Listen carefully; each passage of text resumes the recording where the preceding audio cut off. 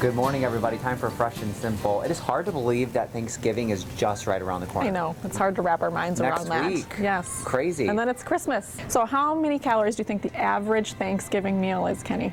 You asked me this before. I honestly have no idea. I would guess around 2,000 because that's about what you're supposed to have a day. Right. Think if you're having that in one meal. It's actually 3,500 to 4,500 calories. So basically what you should be eating in 2 days. So a football player, that's their daily allotment of calories, yes. Boy. So how can we thin that out a little bit? Yeah. And how could we burn that off? Any ideas? You would have to do a lot of exercise to burn that off. Yes, so 5 hours of continuous running. So that's longer than a marathon. That's longer, yes. And 9 hours of aqua aerobics. Think you can handle that? That's all day long. All day long aqua aerobics. So just forget shopping the next day. I don't have 9 hours to be in the pool doing aqua aerobics, so let's talk about some other things. So how can we just do some simple swaps? Yeah. That's really what we want to do, because we want everybody to enjoy their Thanksgiving meal and enjoy their family favorite recipes.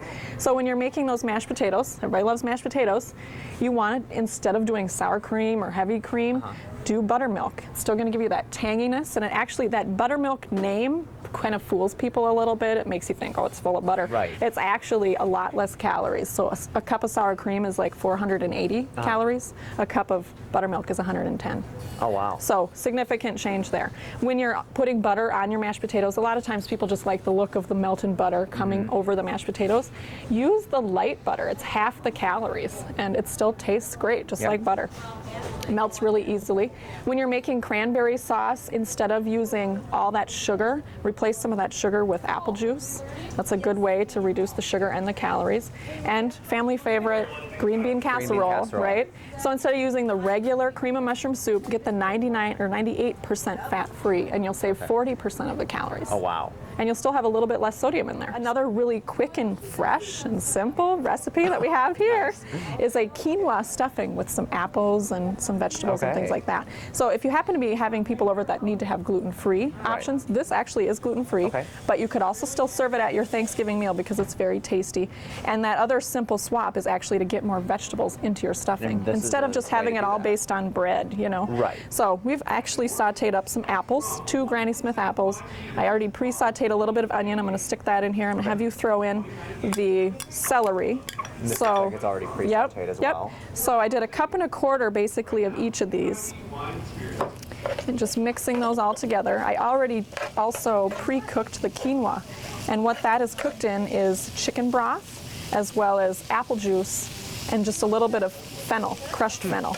And how you crush your fennel, it comes in little seeds kind of like this. A good way to do it is put it in a glass bowl, use a glass, and just kind of crush it around. You know, you don't need any fancy tools like that.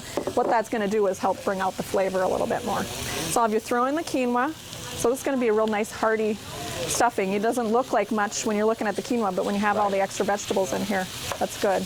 And then also the apples, make sure you leave the skin on, get more fiber that way. And then we're going to do 1/2 cup of cranberries, 1/2 cup of pecans, just chopped up. You can see it's really looking colorful now already. Great. And then we got some different seasonings here. We got some black pepper, some thyme, and some sage. We put all those in. And just kind of some pinches of salt. I'll let you do that part. There you go. Wow, this looks really good. And you have a nice, festive Thanksgiving stuffing. Fresh and simple. Look at how good that looks and how it smells. It smells really fall-like with that sage. And everybody will love it for something different at Thanksgiving. That's a great idea. And if you're going to use your regular stuffing, make sure you add just extra veggies, extra cranberries, extra apples. All that stuff's good. And if you're going to make the staples, some quick swaps, save you some calories. Yes. Let's eat a little bit healthier this Thanksgiving. And have a healthier holiday. Perfect. Yes. Thanks, Jen. You're welcome. All this information is on our website, kaaltv.com. Just click on Fresh and Simple.